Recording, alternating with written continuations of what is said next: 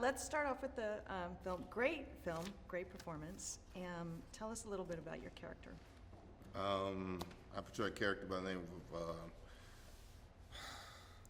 Colonel Packer. He's helicopter commander of a unit of guys. At the end of the Vietnam War, everybody's headed home. His soldiers are going home to their families or to their lives or new jobs, and he's trying to figure out, where he's going to be or what he's going to do. Feeling kind of cheated because they're saying we lost the war. He feels like the war was just abandoned. And he gets an opportunity or a request to take these scientists for some kind of scouting mission, more or less a babysitting job that he figures one last chance for he and his guys to fly together. So they take him to this place, Skull Island, and out of nowhere they get attacked by this giant gorilla. And he loses some men, which sends him into battle mode. So he's pretty much looking at this thing that's declared war on he and his guys, and it's a war that he plans on not losing.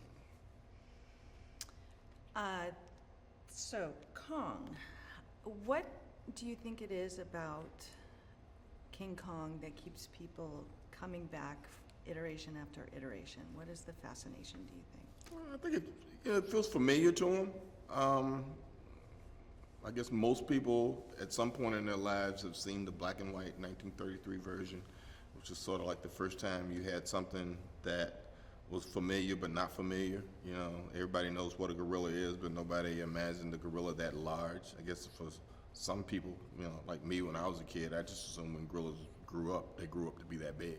So the reality of that is, kind of acceptable for a lot of people in a way, that they can grow that big and climb a building and knock airplanes out of the air.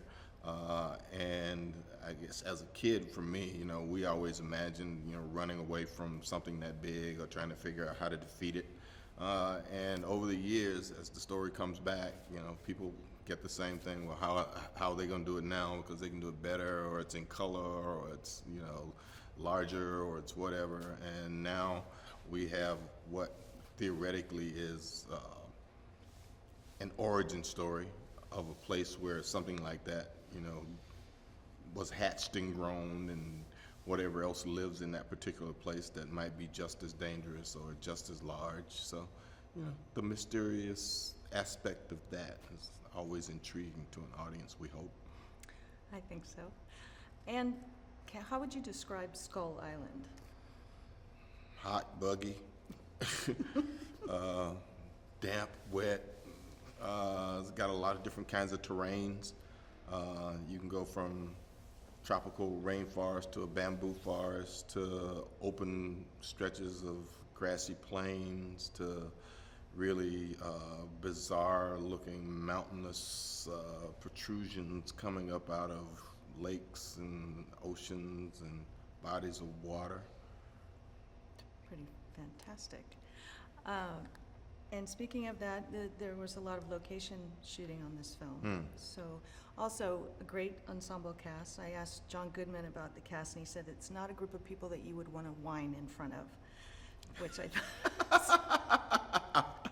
So I just wanted to see did you spend a lot of time with these other actors? Yeah, we spent a lot of time sitting around in tents waiting on them to set up the next shot and doing this, that, or the other, talking about this, or walking and just stopping and saying, okay, cut. And we just plopped down this long grass. Hopefully we weren't sitting in the middle of an anthill or something more dangerous in Australia, like a brown snake patch or whatever. Occasionally you look around and you go, oh, wow, look, kangaroos. Are there kangaroos on Skull Island? You can't use this shot. So we relaxed together and, lamented sometimes looking at our feet and like, geez, we've been walking for like 8 days and we haven't said a word. What are we doing now? So we groused together, we laughed together. It was fun. That's great. And what do you hope that people will take away from this film? It's a great film, but, I think you could get a little message out of that. Well, I mean, it's essentially an escapist entertainment film. Yeah, there's an environmentalist sort of message there that, you know, there are certain things we shouldn't bother or we should try to preserve.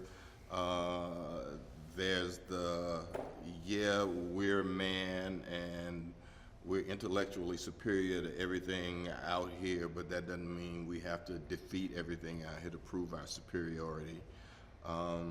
There's the leave well enough alone message.